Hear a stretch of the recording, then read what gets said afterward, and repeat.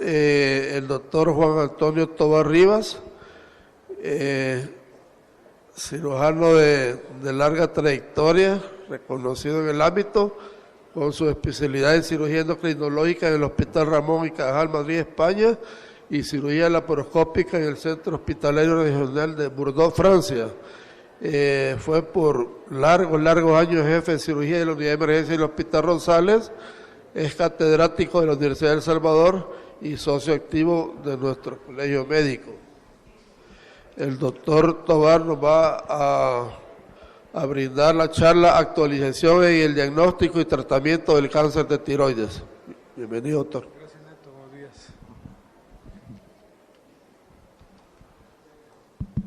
Muy buenos días, estimados asistentes, colegas, amigos. Verdaderamente es un honor para mí estar nuevamente en este podio, donde me ha tocado muchas veces en diferentes funciones, principalmente administrativas, como expresidente del colegio y otra serie de actividades. Pero este día en particular quiero agradecerle a la Junta Directiva que preside en este momento el colegio por la invitación a participar en esta jornada. Fíjense que decidí precisamente traer este tema y en particular me alegra muchísimo porque aunque parece así rápidamente como un área demasiado especializada, hoy día el enfoque y el empeño de todos aquellos que nos dedicamos de manera particular a este tema es llevar el conocimiento a todos los sectores, principalmente a los médicos de familia, a los médicos primarios, porque es ahí donde surgen no solamente las decisiones, tanto diagnósticas como terapéuticas. Y van a ver ustedes en el transcurso y el desarrollo de esta charla cómo en poco tiempo, a partir del 2017, se genera una cantidad enorme de cambios en los paradigmas que usualmente estábamos ya, digamos, acostumbrados a ver. Por ejemplo, y para no ir muy lejos, en la década de los 80 todavía el paradigma era que dependiendo de la situación específica de la gammagrafía, en cuanto si era un frío, era un eucaptante o un caliente, habían decisiones terapéuticas para decidir si había o no cirugía. Luego aparece la citología, pero la citología también modifica una serie de parámetros para saber cuándo operar, a quién operar y por qué operar. De tal manera que para nadie es secreto el auge creciente, no solamente en El Salvador, puedo decirlo en el mundo entero, pero en particular aquí es preocupante y nos obligaría a hacer estudios muy especializados para determinar por qué esta patología se está volviendo tremendamente más alta. Y no solamente es el uso de la ecografía como herramienta diagnóstica, esa solo es parte digamos, de lo que está dando el repunte, pero efectivamente vemos mucho más cáncer que lo que fue en épocas anteriores. Entonces, por esa razón, es importante que tengamos claros algunos elementos de actualización, no solamente en el diagnóstico, sino que también en el tratamiento de esta patología. Y quiero hacer otra observación adicional. Ustedes van a ver en el transcurso de toda la charla que predomina el concepto dirigido al cáncer papilar de tiroides. ¿Por qué? Porque hoy día sabemos que incluso las categorías de clasificación se han cambiado y se ha convertido el cáncer papilar prácticamente en el motivo de mayores discusiones y el que se ha consolidado como la primera causa, llegando a alcanzar en algunos casos hasta el 90% de las estadísticas en cuanto al tipo de cáncer. Con los otros no es que no haya algunos cambios, pero la situación es mucho más predecible. Entonces, ¿cuáles son esos avances? Quizás fundamentalmente y pilar así como que indiscutible en esos avances en la ecografía. Pasamos ya de que en la ecografía se nos diera una simple descripción y pasamos a una etapa en la cual la ecografía nos va a evidenciar prácticamente hasta la conducta que vamos a seguir en cuanto a una probable citología o al tipo de cirugía que vamos a realizar. Entonces es importante, para ponernos en contexto, definir exactamente qué es lo que la ATA, que es la Asociación Americana de Tiroides, define como un nódulo tiroideo. Esta es una lesión tiroidea radiológicamente distinta del parénquima tiroideo circundante. Y esto ya le da la obligación al ecografista, y aquí es donde viene la necesidad que también nosotros como clínicos le exijamos a nuestros radiólogos varias cosas. Primero, que tenga una experticia adecuada en esto, que conozca la clasificación, que sepa interpretar esa clasificación y que a nosotros los clínicos nos permita decidir sobre algunas de las condiciones tanto diagnósticas como posiblemente terapéuticas. Entonces, las características ecográficas determinan la necesidad de estudio citológico y o seguimiento.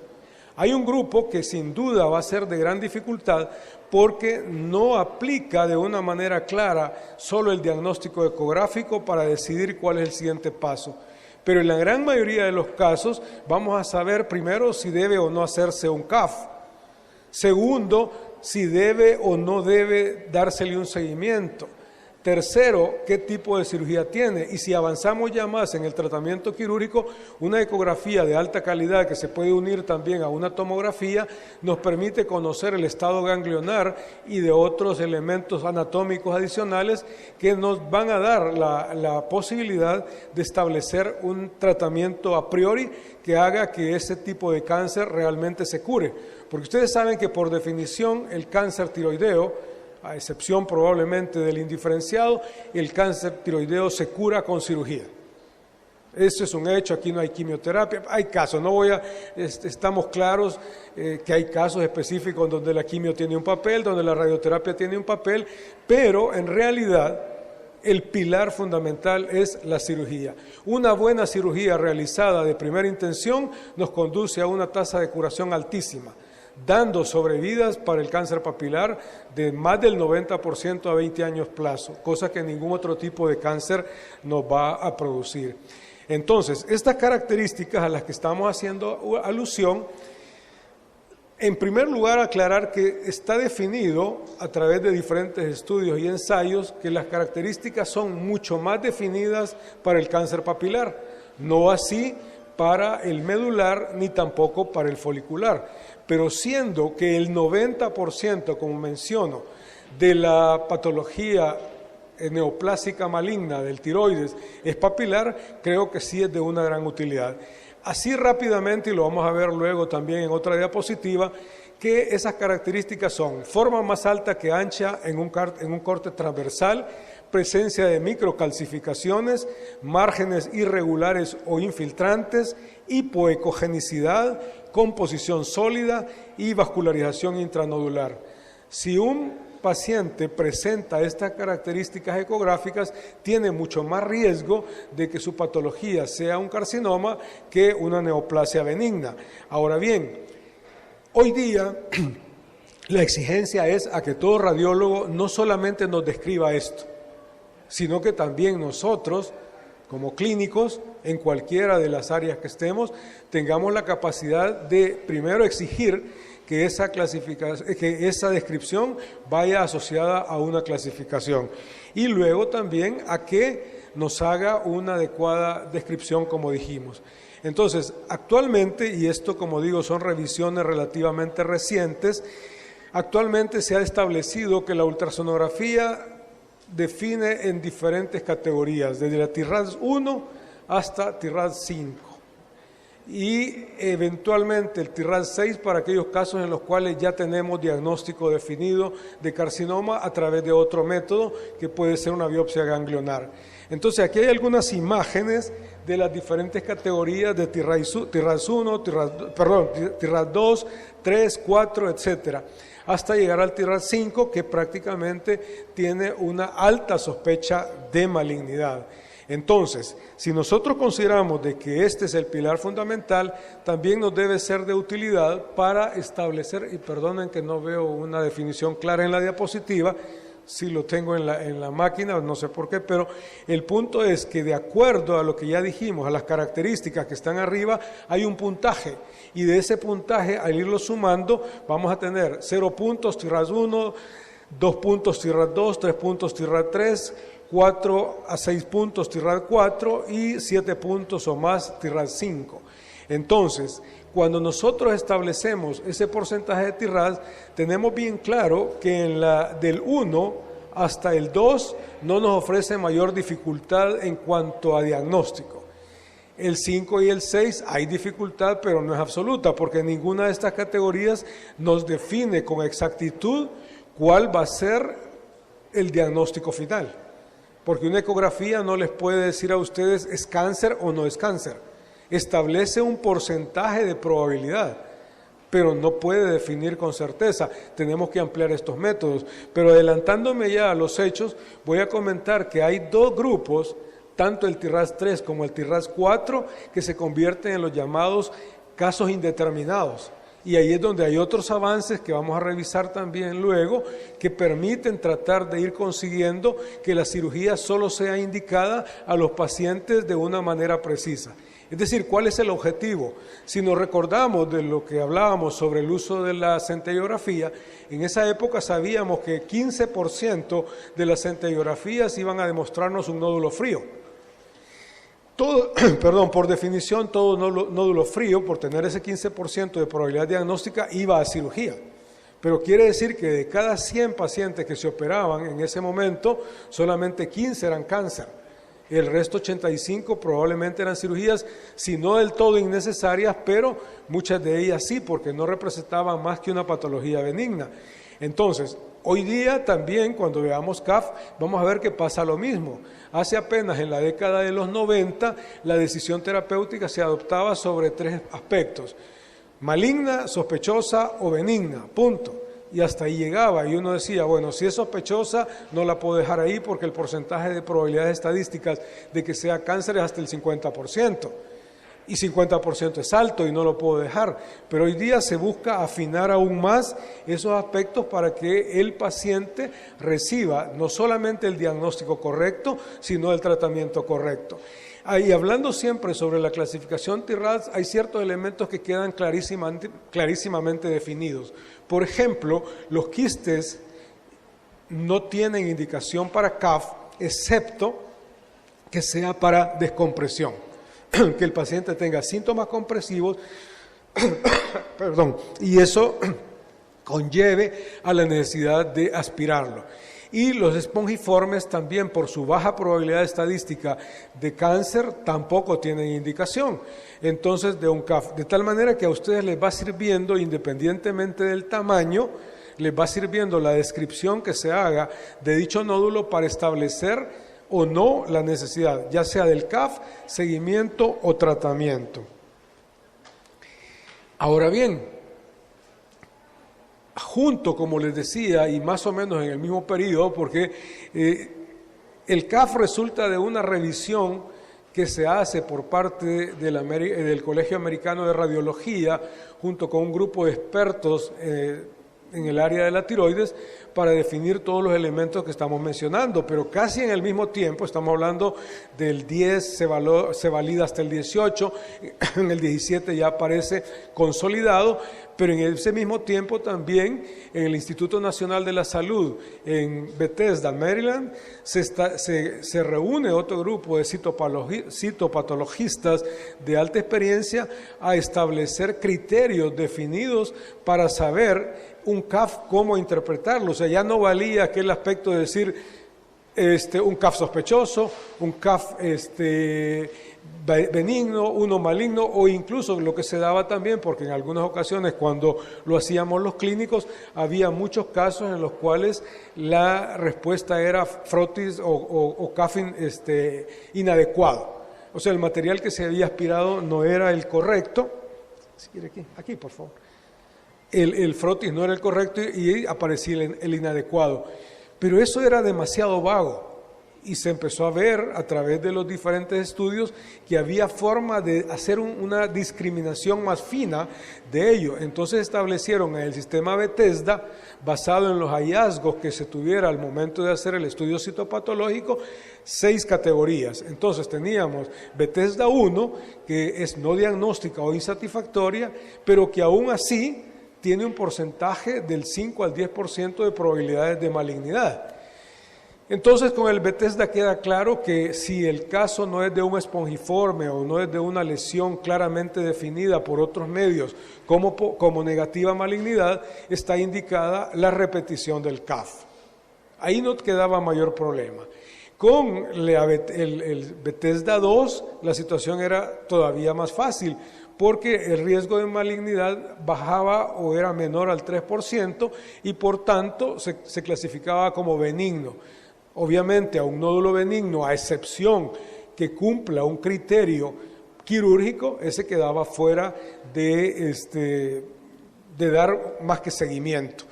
Luego en el Bethesda 3 y en el 4 es donde surge el lío, que era lo que antes decía, sospechoso. ¿Por qué? Porque puede ser una neoplasia folicular, puede ser un carcinoma de células de Hartle, o puede ser en realidad, ¿cómo se llama?, un hallazgo relacionado con otro tipo de patología como un bocio multinodular. Entonces, en este caso del Bethesda 3, que se presenta como una atipia o lesión folicular de significado incierto, el problema es que ya el porcentaje de malignidad subía hasta el 30%. Entonces tú dices, ¿cómo va a ser posible que yo deje a un paciente con ese porcentaje de probabilidad estadística de cáncer sin hacerle nada? Y luego aparece el 4, que posiblemente corresponde casi siempre a adenomas, pero no era despreciable el porcentaje de malignidad que se podía tener. Entonces, en estos casos es donde aparece otra serie de consideraciones que veremos más adelante, que incluso han llevado en países como Estados Unidos a la utilización de marcadores genéticos para definir si tienen más o menos riesgo de malignidad que una lesión cualquiera. Y luego teníamos en el caso del Bethesda 5 y Bethesda 6, ahí la situación era más fácil porque la malignidad para un Bethesda 5 es sospechoso de malignidad, 50 al 75% de probabilidades estadísticas, y un Bethesda 6 diagnóstico de malignidad, que esas dos categorías eran a las que antes, casi con una precisión absoluta, el patólogo le decía a uno maligna, o sea, un CAF maligno. Pero esto debemos de intentar que todos manejemos. Incluso a raíz de la invitación a esta jornada, hemos estado platicando con los dos colegas más que estamos, digamos, dentro de la parte de la cirugía endocrina y en particular tiroidea en el hospital. Hemos estado tratando de implementar algunas. Se ha hecho, el doctor Miguel Rivera Echeverría hizo una consulta a través de una encuesta para ver qué tanto todos los médicos, y hablo de todos porque nos implica a todos, estamos conscientes de estos nuevos avances tanto en la ecografía como en la citología. Entonces, esperaríamos entonces que en un plazo relativamente corto todos los colegas estemos hablando del tema. Y lo digo, estadísticamente, en este momento el cáncer de tiroides está incluido en el 10%, en las primeras 10 causas de cáncer en El Salvador. Y el mundo está igual.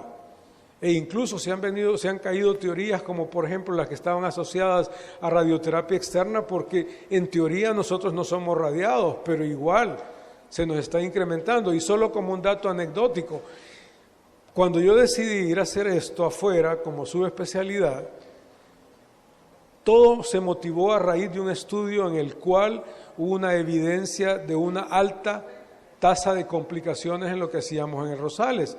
Pero en cuanto a diagnóstico, el número de cáncer era excesivamente bajo comparado con la patología benigna, que en ese momento el primer lugar lo alcanzaba el bocio multinodular.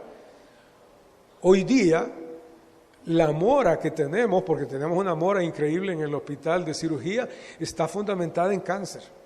Y todas las semanas 7, 8 más, y se discuten en la clínica de tiroides, etcétera. Entonces sí vemos de que la patología está alcanzando niveles epidémicos, y por ende todos, y se los digo, es un compromiso, y ojalá que esta charla solo sea como un pequeño, digamos, estímulo a que cada uno se vaya a revisar la ecografía, se vaya a revisar la parte de la citología, los aspectos terapéuticos, porque es importante que tomemos conciencia de ello.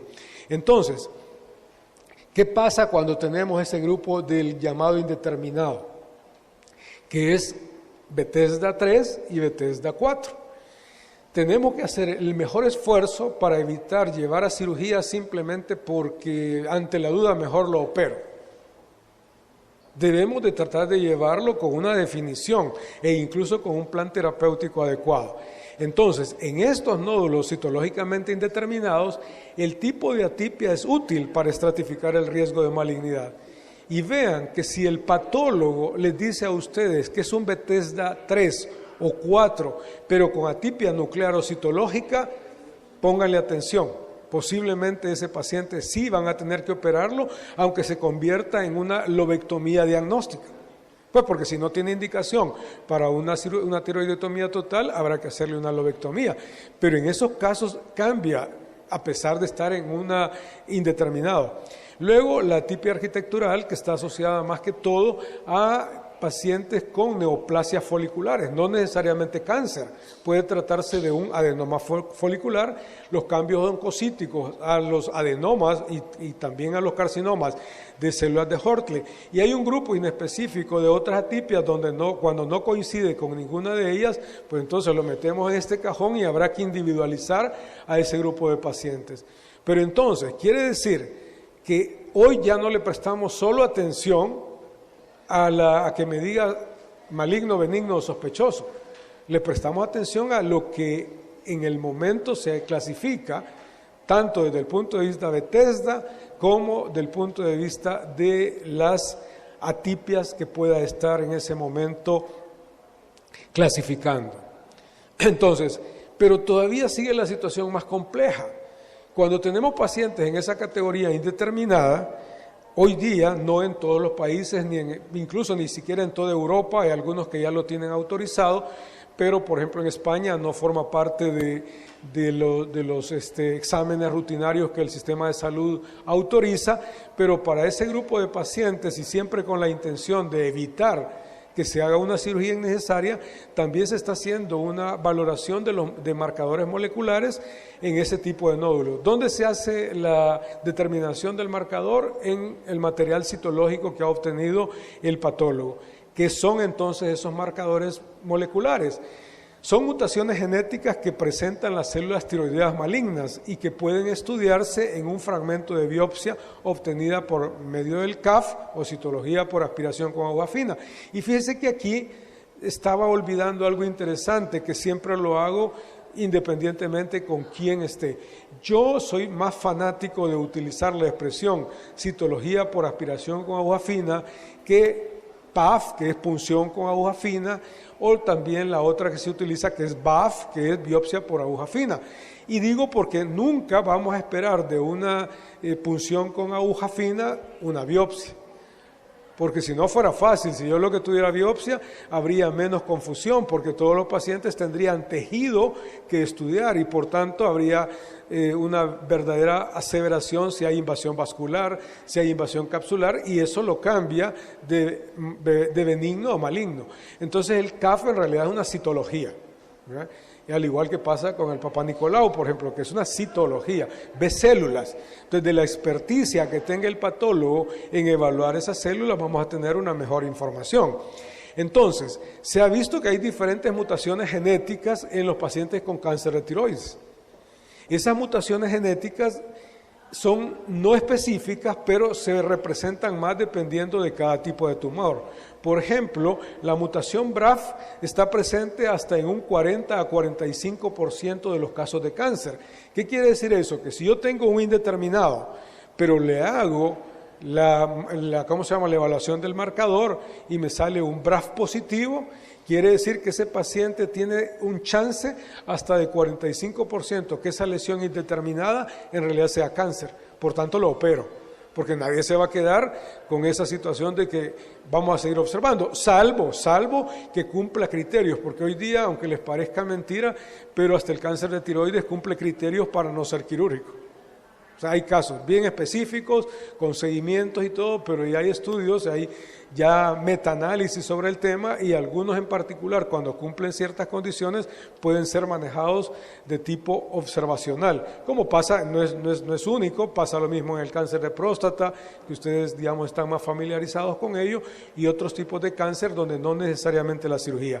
Pero si yo tuviese un paciente en categoría de Bethesda 3 o 4 que cae en indeterminado, pero si tengo un BRAF positivo, lo opero. porque la probabilidad es 1 de 2 de que se trate de cáncer. Hay mutaciones como RAS, RET, PTC, que ese es un 20%, o sea, un poco menos sensible, pero también está presente en 20% de los casos.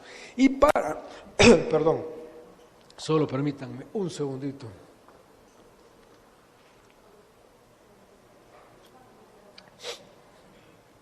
Y en los carcinomas foliculares es mucho más específico el RAS, que puede implicar hasta un 40 a 50% de los casos. Y existe también para los mismos foliculares el PAX8 y el PPAI-RI, que implica un 30 a 35% de probabilidad estadística de que se trate de cáncer. Vean bien cómo se modificó ya en este siglo la opción de estudio diagnóstico de un nódulo tiroideo. Ya dejamos de pensar solo en una alternativa, sino que ya vemos la necesidad de ofrecer cirugía al que la amerita y no ofrecerla al que no lo amerita. Entonces, bajo esas condiciones, hoy día estamos obligados, lógicamente, a llegar hasta ahí.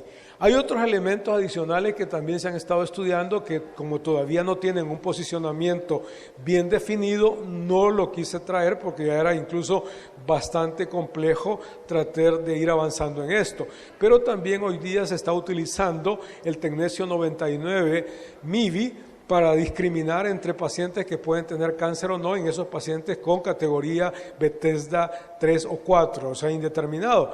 Ahora, esa es una opción. También el PET scan también está siendo utilizado, pero todos sabemos que el acceso al PET scan es bastante difícil. Afortunadamente en el país, al menos en lo privado, ya tenemos un centro que desarrolla PET scan, pero hace un poco tiempo cualquier paciente que uno requería de ese accesorio o de ese elemento diagnóstico accesorio, tenía que referirlo o a Guatemala o a México. Pero hoy día no, ya lo tenemos acá, pero sigue siendo de difícil acceso. Entonces, en general, aquí están como los avances en el diagnóstico, qué se ha dado en el tema quirúrgico y luego qué se ha dado en el tema tratamiento y seguimiento. En el tema quirúrgico han aparecido una serie de elementos que ya demostraron fehacientemente su capacidad de mejorar los resultados. Primero, los diferentes mecanismos hemostáticos que hoy día se están popularizando. A la cabeza tenemos el bisturí armónico de Ethicon, el LigaSure de Covidien y el Thunderbird de Olympus. El primero, el armónico, se basa en disección, hemostasia y corte por ultrasonido, alcanzando hasta un total de 55,000 vibraciones por minuto. Ok, gracias. El LigaSure se basa en un concepto de un bipolar avanzado y el Thunderbird que se basa en la combinación de los dos recursos. Como tengo poco tiempo, voy a acelerar un poco. Luego, el monitoreo nervioso. Ya tenemos al menos un intento en el Rosales de introducir el monitoreo para poder contar con esa evaluación y hacer una mejor cirugía con una mejor calidad y que le evite problemas de parálisis recurrencial a los pacientes. La determinación de PTH intraoperatorio, creo que todavía sueño hasta en lo privado porque la PTH FAST no la tenemos, esa te permite en 10 minutos transquirúrgico saber cómo están las determinaciones de calcio. Este elemento sí lo podemos hacer y también estamos planificando entrarle, que es la localización de las paratiroides a través de la angiografía intraoperatoria por verde de indocianina. Luego la cirugía mayor ambulatoria, cada vez la estamos implementando más, principalmente en la probada, en lo privado, y los nuevos abordajes de tiroidotomía transoral y otro tipo de abordajes transaxilar viareolar. Esto es una rápida, esta es una transoral. Esta es sin cicatrices, es a través de asistencia videoendoscópica, obviamente se requiere de mucho material, pero en esta el objetivo era también revisar la utilización del verde de indocianina y también evaluar a través de este dispositivo, evaluar también la neuromonitorización transoperatoria. Vean ustedes cómo se pinta bien la paratiroides, se ve bien ahí al final de la punta del gancho, ¿verdad? Esta es la disección y este es el abordaje. Obviamente, si ustedes me preguntan a mí, que soy de la vieja guardia, estoy dispuesto y esperamos que pronto tengamos una de tipo inicial en el hospital, pero no soy partidario de ella porque nosotros no vemos, al menos en el público, no vemos tumores menores de 2 centímetros, tiroides pequeñas, lo que vemos son monstruos en donde esto prácticamente no tiene mayor aplicación. Luego, en el tratamiento con yodo, por el tiempo me voy a reducir a lo siguiente: ya no está el auge de que todo paciente con cáncer de tiroides debe pasar obligatoriamente a yodo radioactivo. Hoy día hay una tendencia a que hagamos una clasificación por riesgo y establezcamos entre bajo, mediano o riesgo intermedio y alto riesgo. Y solo en esos casos vamos a tener una indicación específica de yodo. Entonces ya es menos. Y en cuanto al seguimiento, ¿qué estamos avanzando en el seguimiento? Antes ustedes veían que la indicación era rastreo corporal con yodo 131 en un año. Ya no. Hoy la tiroglobulina y en especial la ecografía tiene una mayor sensibilidad y especificidad para darle ese seguimiento. Entonces, cada vez la tendencia es a que utilicemos como elemento de seguimiento la ecografía y la tiroglobulina. Entonces, otro elemento que está también ya en discusión es la utilización de la supresión de la TSH. Ya eso entró en una categoría de escrutinio. Antes se hablaba que todo paciente tenía que permanecer permanentemente hasta que se muriera con una supresión entre 0.1 y 0.2 de TSH. Hoy día sabemos que en los casos de bajo riesgo se puede mantener incluso con valores normales. Hoy lo que estamos haciendo es, todo paciente que tiene criterios de alto riesgo, que es la mayoría de nuestros pacientes, lo suprimimos por 5 años. Y después de 5 años ya lo pasamos a dosis normal. Antes la norma era otra totalmente distinta. Entonces, se ha demostrado que la supervivencia libre de enfermedad es similar en pacientes con cáncer papilar de tiroides de alto y bajo riesgo, con supresión o sustitución. Entonces, habrá que siempre individualizar, pero ahí estamos. Y en cuanto al uso de la tiroglobulina como avance en el seguimiento, estamos claros de que hoy día yo podría tener casi un 100% de valor predictivo negativo para recidiva de cáncer papilar de tiroides, simplemente sabiendo que la ecografía estaba en valores, o sea, era negativa, y que la tiroglobulina estaba en valores casi indetectables. El techo por el cual trabajamos se mantiene en 1, que está obviamente por debajo, pero afortunadamente con una buena cirugía esto se puede todavía lograr de una mejor manera. Y voy a abusar y lo voy a leer, perdonen porque ya no lo voy a interpretar, pero conclusiones fundamentales. Se debe mejorar el diagnóstico preoperatorio fundamentalmente para planificar la intervención. Se necesita una citología por aspiración con aguja fina de alta fiabilidad. Hay un error, debe ser AAF, no FF, para el diagnóstico de cáncer, además de ecografía de alta calidad para evaluar la afectación ganglionar laterocervical. Se debe realizar una cirugía completa basada en la tiroidectomía total o casi total, más linfedectomía, perdonen que hay otro error que no lo logré ver, y en caso de imagen, CAF positivo, disección lateral cervical. La formación de cirujanos especializados supuso la implementación de procedimientos radicales seguros y eficaces, por tanto, se debe favorecer que este tipo, no aparece, no lo alcanza a ver la imagen, pero aquí se debe favorecer que este tipo de cirugía se haga en centros especializados con alto volumen y con gente que tenga un entrenamiento adecuado.